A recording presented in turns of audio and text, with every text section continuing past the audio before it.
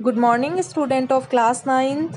How are you all? I hope you all are fine. Welcome to the online classes of class 9th subject science.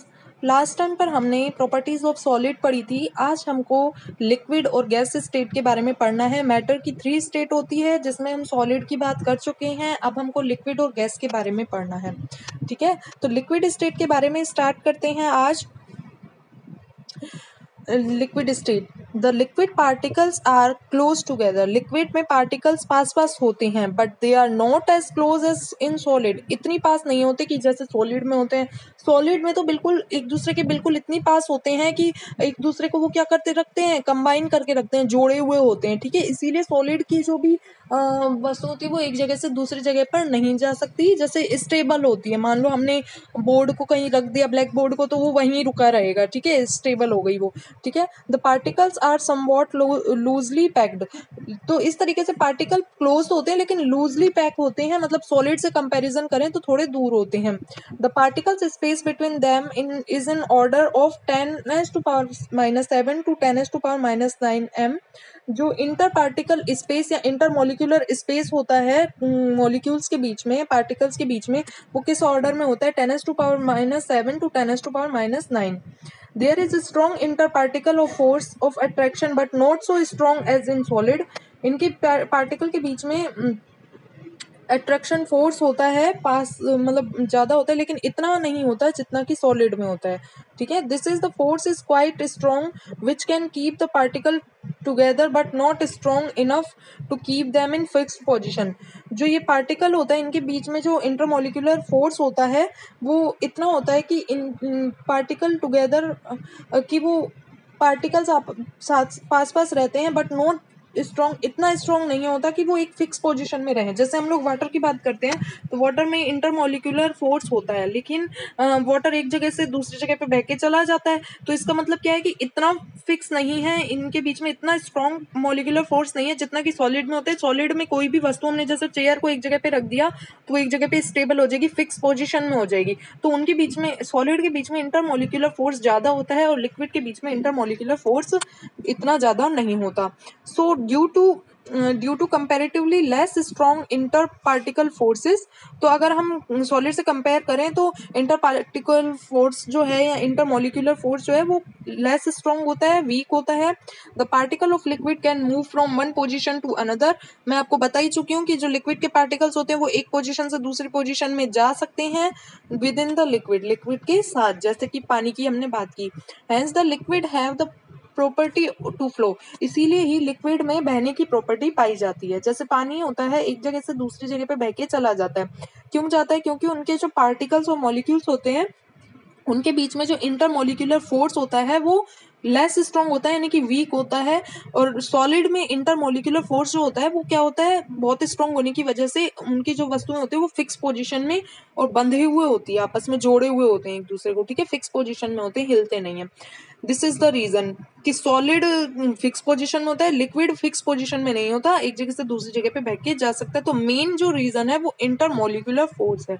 Okay, next हम बात करते हैं इसकी definition की. और definition हम देखें तो क्या होती है? The form of matter which possess fluidity. तो मैटर की वो फॉर्म, मतलब लिक्विड की बात करें जिसमें बहने की प्रवृत्ति पाई जाती है, फ्लूइडिटी है, डेफिनाइट वॉल्यूम. वॉल्यूम इनका डेफिनेट होता है. जैसे पानी को हमने अगर एक बॉटल में भरा तो पानी उतना ही रहेगा, अगर हम बाल्टी में भरेंगे तो उतना ही होगा, लेकिन इनकी शेप जो होगी वो चेंज हो जाएगी. जैसे बॉटल में अगर पानी को डाल रहे हैं तो वो बॉटल की शेप ले लेगा, और बाल्टी में डाल रहे हैं बकेट में तो वो बाल्टी की शेप ले लेगा. ठीक है, but do not definite shape, लेकिन शेप फिक्स नहीं होती. And almost incompressible in nature. तो ये इनकम्प्रेसिबल इन नेचर होते हैं. ठीक है, इज नॉन एज लिक्विड. तो इसको लिक्विड कहते हैं जिनमें बहने की प्रवृत्ति पाई जाती है. इनका वॉल्यूम जो होता है वो तो डेफिनाइट होता है, यानी पानी की मात्रा तो उतनी रहेगी, लेकिन इनकी जो पोजीशन होती है वो फिक्स नहीं होती, शेप जो है वो पोजीशन फिक्स नहीं है. ठीक है, लिक्विड का अगर हम डायग्राम देखें तो देखो एक मॉलिक्यूल दूसरे मॉलिक्यूल से दूर है, इनके बीच में जो है वो गैप प्रेजेंट है. देखो सब में हम देख सकते हैं, लेकिन सॉलिड में बहुत पास थे. ठीक है, यहाँ पे हम देखते हैं properties of liquid. In liquid constituent particles are held less tightly as compared to be solids. तो सॉलिड की तुलना में अगर हम देखें तो लिक्विड में जो पार्टिकल्स होते हैं वो लेस टाइटली होते हैं, यानी कि हल्के बंधे हुए होते हैं, थोड़े दूर होते हैं। Due to weaker inter particle forces of attraction liquid has a nature to flow. तो इनके बीच में जो फोर्स ऑफ अट्रैक्शन होता है वो इंटर पार्टिकल फोर्स या इंटर मॉलिक्यूलर फोर्स, दोनों एक ही बात होती है, वो क्या होती है, लेस होता है, वीक होता है। और वीक होने के कारण ही इनकी जो नेचर होता है वो फ्लो होता है, फ्लूइडिटी होती है। ठीक है, liquids possess fluidity. Some important features of liquids are as follows. कुछ इंपॉर्टेंट प्रॉपर्टीज दी गई है, जैसे कि liquid do not have fix shape. Liquid की कोई फिक्स शेप नहीं होती, जैसे हम जिस भी बर्तन में डाल रहे हैं वो उसी की शेप ले लेगा। Liquid show diffusion. लिक्विड में डिफ्यूजन की पाई जाती है प्रवृत्ति, जैसे कि हम लोग पानी में अगर इंक मिला रहे हैं तो वो आपस में एक दूसरे से क्या हो जाएंगे, मिल जाएंगे, दोनों ही क्या है, लिक्विड है। ठीक है, लेकिन सॉलिड में डिफ्यूजन नहीं होता, solids do not show diffusion. Okay, liquids occupy fix volume, एक निश्चित जगह ले लेता है। ठीक है, उसके बाद मतलब किसी भी बर्तन में डालेंगे तो पानी तो उतना ही रहेगा, उसकी मात्रा उतनी ही रहेगी। ठीक है, उसके बाद liquids have property to flow but do not have rigidity. तो लिक्विड्स की फ्लो की प्रवृत्ति होती है लेकिन रिजिडिटी नहीं होती। लिक्विड्स हैव लेजर डेंसली होते हैं as comparison of solid. Solid higher density होती है उनमें, यानी कि बहुत पास पास होते हैं उनके मॉलिक्यूल्स, और लिक्विड्स थोड़े से दूर दूर होने की वजह से लेजर डेंसिटी होती है। लिक्विड शो डिफ्यूजन, जो कि हम पहले बात ही कर चुके हैं। On increasing temperature the kinetic energy of particles of liquid increases. अगर हम लोग लिक्विड को किसी बर्तन में रखकर इंक्रीज करें टेम्परेचर को, तो जो इनके जो मॉलिक्यूल्स होते हैं वो क्या करने लग जाते हैं, एक जगह से दूसरी जगह पे गति करने लग जाते हैं। Okay, due to which the rate of diffusion also increases, जिसकी वजह से ही इनमें एक दूसरे में मिलने की जो कैपेसिटी होती है वो क्या होती जाती है, ज्यादा होती जाती है, रेट होती है वो ज्यादा होती जाती है। ओके, तो हमने प्रॉपर्टीज ऑफ लिक्विड्स देखी है। अब हम लोग गैसेस स्टेट की बात करते हैं। थर्ड स्टेट है जो मैटर की, वो कौन सी है, gases. In gases, the particles are much further apart from one another as compared to solid as in liquid.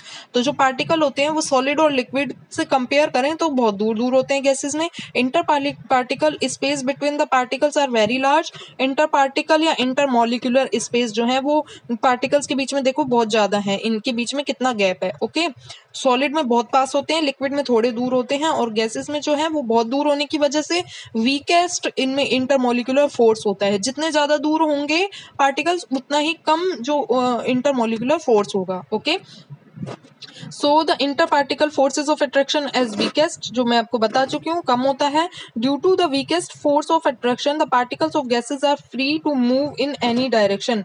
तो इस इंटरमोलिकुलर फोर्स कम होने की वजह से, वीक होने की वजह से, इस गैसेस के जो पार्टिकल्स होते हैं वो किसी भी डायरेक्शन में घूम सकते हैं, जा सकते हैं। they can move about in whole space of available to them। तो ये पूरे जितना भी हमारे पास स्पेस है हर जगह क्या हो जाते हैं, फैल जाते हैं। ठीक है, gas neither have fixed interparticle space nor fix interparticle force of attraction, that's why gases do not have fix volume and fix shape. तो गैस में gas neither have fix interparticle space, ना तो इनके बीच में फिक्स इंटरपार्टिकल स्पेस होता है, मतलब दूर दूर होते हैं लेकिन कोई फिक्स नहीं होता कि कितना दूर है। ठीक है, उसके बाद ना ही इनके बीच में कोई इंटरमोलिकुलर फोर्स फिक्स होता है। तो ये फिक्स नहीं होने की वजह से जो इनकी वॉल्यूम और शेप होती है वो क्या होती है, कोई फिक्स नहीं होती। गैसेस की हमको शेप नहीं दिखाई देती, गैस हम फील कर सकते हैं, उसको हम देख नहीं सकते। ठीक है, they acquire the shape and volume of the container in which they are filled because of weakest force of attraction. तो वीकेस्ट फोर्स ऑफ अट्रैक्शन की वजह से they acquire the shape and volume of that container. तो इसको अगर हम किसी भी कंटेनर में रखें हमको ये शो नहीं होती due to weakest force of attraction. They have significant transition rotational and vibrational motion, hence particles of gases have maximum fluidity and highest compressibility। तो इसमें highest compressibility होती है और फ्लूइडिटी यानी कि बहने की क्षमता बहुत ज़्यादा होती है बिकॉज ऑफ इनके बीच में जो इंटरमोलिकुलर फोर्स जो स्पेस जो है वो क्या है, ज़्यादा है, और इंटरमोलिकुलर फोर्स जो होगा वो वीकेस्ट होगा। इसकी वजह से बहने की क्षमता इनमें क्या होती है, बहुत ज़्यादा होती है।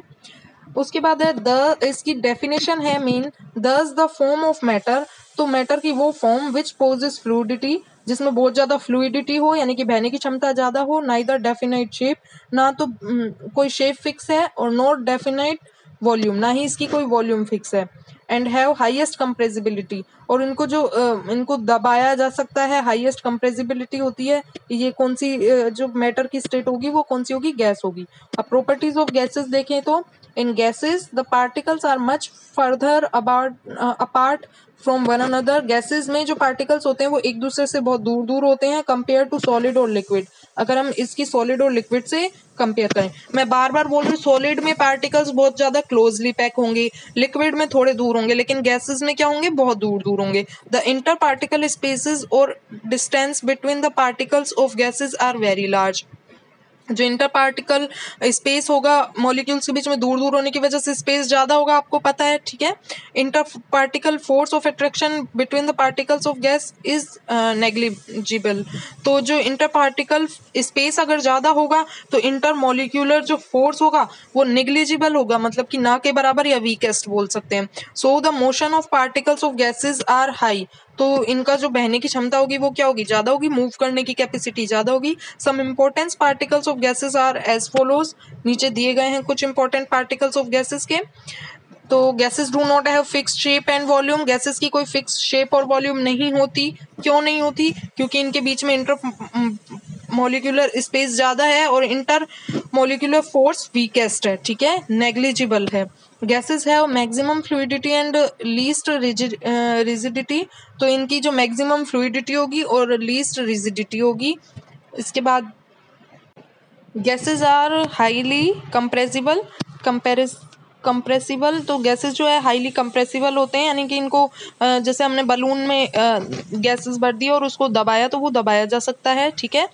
डेंसिटी ऑफ गैसेस आर लो, इनके जो मॉलिक्यूल्स दूर दूर होने की वजह से इनकी डेंसिटी यानी घनापन जो होता है वो क्या होगा, कम होगा। Kinetic energy of gases is high, kinetic energy बहुत ज़्यादा होगी, ठीक है, यानी कि मूव करने की जो कैपेसिटी होती है वो बहुत ज़्यादा होती है। Gases exert pressure due to gases particles, तो गैसेस जो है वो प्रेशर डालते हैं गैसेस पार्टिकल्स की वजह से। Diffusion of gases is very fast, gases के मिलने की आपस में जो क्षमता होती है वो बहुत ज़्यादा होती है, ठीक है, उसके बाद जल्दी से मिल जाती हैं।